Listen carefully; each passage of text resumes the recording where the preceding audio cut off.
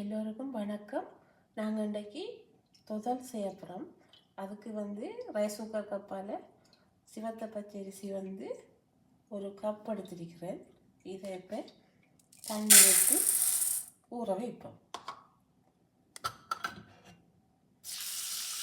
ஒரு மணிக்கு காலத்துக்கு நல்லா ஊறட்டும். பிறகு அரைச்சி எடுப்போம். அரிசை மாவாக்கி எடுத்துட்டேன். தொதல் செய்கிறதுக்கு அதுக்கு தேங்காய் பால் ஒரு தேங்காயை புளிந்து வைத்திருக்கிறேன். முதல் பாலும் இரண்டாம் பாலும். சீனி இந்த கப்பால் 2 கப், ஒரு கப் இது இன்னொரு கப் போட்டு 2 கப். 4 சர்க்கரை துண்டு. இது சவ்வரிசி. உப்பு சிறிதளவு தான் போடுறது. பயறு கொஞ்சம். இது ஏலக்காய் தூளாக்கி வச்சிருக்கிறேன். ஏலக்காய் ஒரு 5-6 காய் ஏலக்காய் தூளாக்கி வச்சுக்கிறேன்.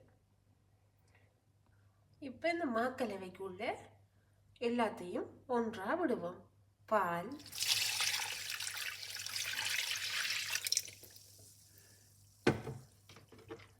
சீனி,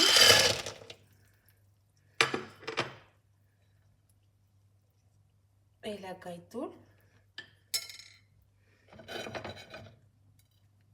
சர்க்கரையை நல்லா பார்த்துட்டு இதில் நல்ல துப்பரவான சர்க்கரை 4 கட்டி. இது சவ்வரிசி, பயறு, உப்பு.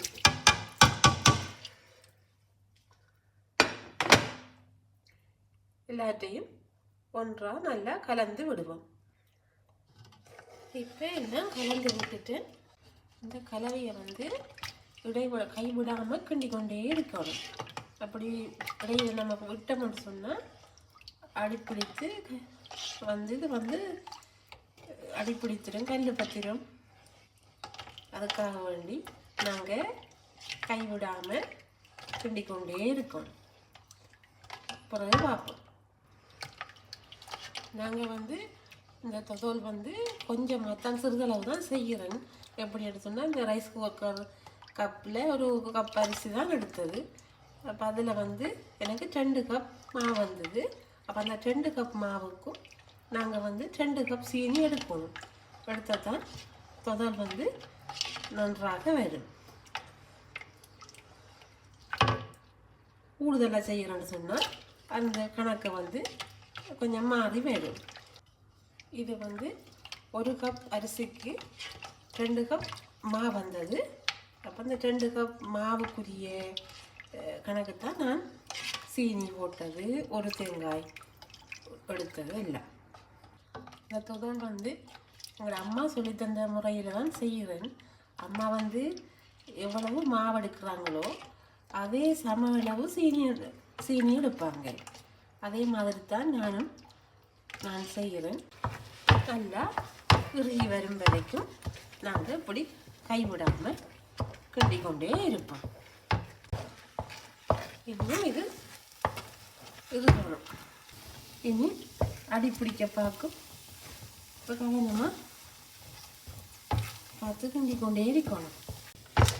இந்த பருவத்தில் இறக்க போகிறேன். இறக்கிட்டு பார்ப்போம். இப்போ பாருங்கள், இறக்கிட்டேன்.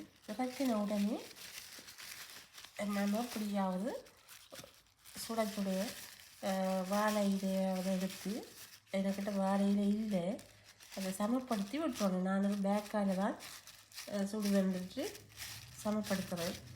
இப்படி சமப்படுத்தி விட்டீங்கன்னு சொன்னால் அது நல்லா வந்துடும். பிறகு ஆரணத்துக்கு பிறகு கொஞ்சம் ஆற விட்டுச்சு நாங்கள் இதை தொடர வெட்டி பார்ப்போம். ஆறிய பிறகு வெட்டிருக்கேன்.